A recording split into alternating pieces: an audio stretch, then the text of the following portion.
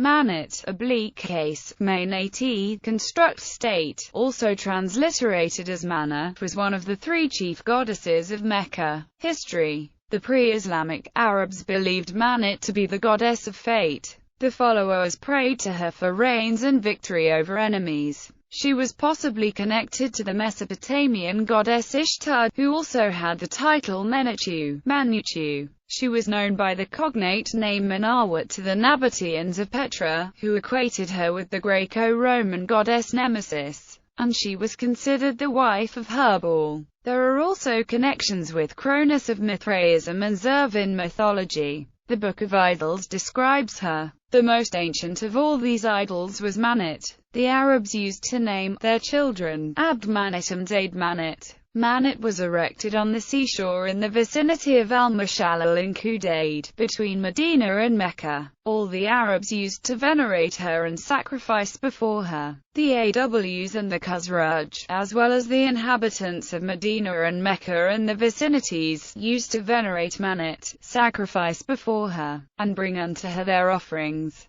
The Aws and the Khazraj, as well as those Arabs among the people of Yathrib and other places who took to their way of life, were wont to go on pilgrimage and observe a vigil at all the appointed places, but not shave their heads. At the end of the pilgrimage, however, when they were about to return home, they would set out to the place where Manāt stood, shave their heads, and stay there a while. They did not consider their pilgrimage completed until they visited Manāt. Book of Idols, pp. 12-14. The ruling tribes of Al-Madinah, and other Arabs, continued to worship Manāt until the time of Muhammad. The temple of Manāt was raided and the idol was destroyed on the orders of Muhammad, in the raid of Sa'd ibn Zayd al-Ash'ali, in January 630 AD, in the vicinity of Al-Mushalal. Somnath Temple. The attack on Somnath Temple in India in 1024 CE by Mahmud of Ghazni may have been inspired by the belief that an idol of Manāt had been secretly transferred to the temple. According to the Ghaznavid court poet Farooqi Sistani, who claimed to have accompanied Mahmud on his raid, Somnath was a garbled version of Su-Manat referring to the goddess Manāt.